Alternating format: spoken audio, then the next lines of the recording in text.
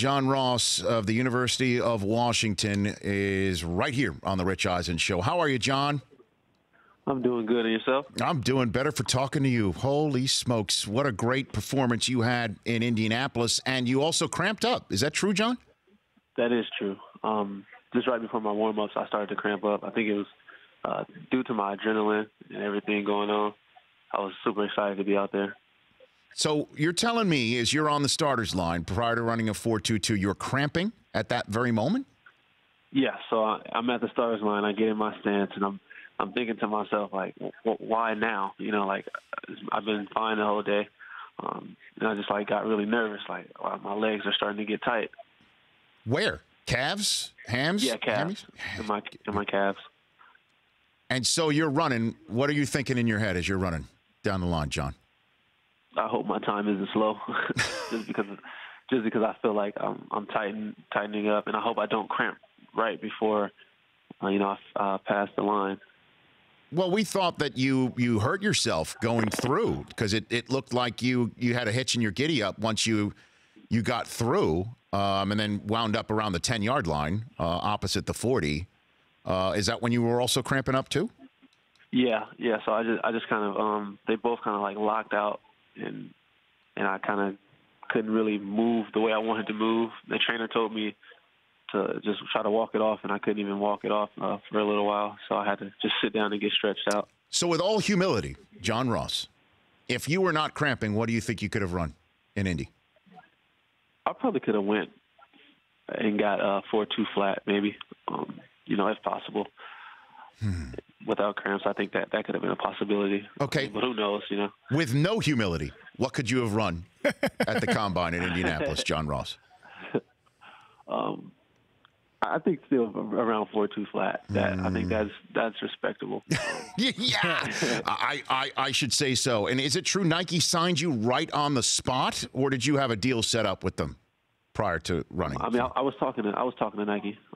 Okay. But yeah, right after the deal came in, and it was like perfect timing, and everything went smooth. Mm-hmm. Because you know about this whole island business, right, John? Yeah. I know about it. Yeah, well, so is Nike going to give you something similar? I mean, even what are they going to give you other than just the contract, John? Obviously, that's nice money in the bank, but it's not like a piece of property or anything like that. Correct. But we talked about it, and they said, they would provide me with something special. And whatever it is, I'll just be thankful for whatever it is. I don't have a problem. Well, I hate to tell you that something special is a call into the Rich Eisen Show, so congratulations, John. Thank you so much. I also have a check for $422 for St. Jude's Children's Hospital for you guys. Oh, my God, John, are you serious? Really? Yes. Oh, my. That is very nice of you. How about this? I will double that. I'll double it right on top. So we just made ourselves $1,200+ for St. Jude, thanks to you with your 4.22. Oh. Rich, he donated it because that's what he ran. Maybe you should do $602. Oh, wait a minute. I'm just going to say that. 60.02. You heard that's what I ran, right, John? Yeah. That was awesome. Is that the word you would use by 602? I enjoy watching it every year. I appreciate you saying that. Let's get to your pro readiness because you're not just a speed demon here. You're number 3 on Mike Mayock's draft board. For those who may not have been exposed to Pac-12 Washington football, what are you going to bring to the next level, John, other than just obviously straight speed to the post? Excitement. I feel like I'm going to get a chance to surprise a lot of people just based off the way I work. I've kind of always been under the radar, which I like. I like working hard, and I like showing people that I can do more than just run in a straight line. So just that excitement piece is really going to be big. That home run hitter, but not just with deep ball. So I think with the time we got, and whatever team I'm fortunate to get drafted to, it'll be amazing. So who do you model your game after? Definitely like Deshaun, Brandon Cooks, those guys. Just because how explosive they are and the things they do with the ball, and how well they work in space. So you're from Long Beach, California, right, John? Is that where you're born? Yes. Okay, so what was your team growing up? I was a Raiders fan by default because of my grandmother. What do you mean? Let's get into this a little bit more. Your grandmother made you a Raiders fan? Yeah, so when I was a kid, before I even knew what football was or any rules or anything, she used to sit me on the couch every Sunday, and I could not move until the Raiders game went off. If we moved, we were in trouble. So I kind of just picked up on the Raiders from there. I didn't know any players or anything. I just know when the Raiders were on every Sunday, I was watching the Raiders. If they had a bye, we had a bye. So. I love it. You know, they're sitting there 24th in the order, and you know if Al Davis was alive, you could basically get your jersey right now. I mean, pretty much. I saw a tweet about that. It was pretty hilarious. What was that? Is that the Barstool one where it was the Undertaker jumping out of his? What was that? Yeah. Undertaker propped up out of the casket. That was a funny one. That was a good one. So who reached out to you after you ran your 40? How many texts and voicemails did you have when you got back to your phone, John? I had around 200 unread messages on my phone. a lot of tweets and a lot of Instagram DMs and stuff. Who did you hear from that you were excited to hear from? Michael Vick, Bo Jackson.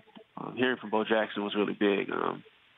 Just because I feel like Bo was the GOAT. You know, he did a lot. He was fast and he was strong. You know, we haven't seen one as talented as Bo in a long time. So that was big for me. And a Raider. Let's not forget, Bo Jackson was a Raider back in the day.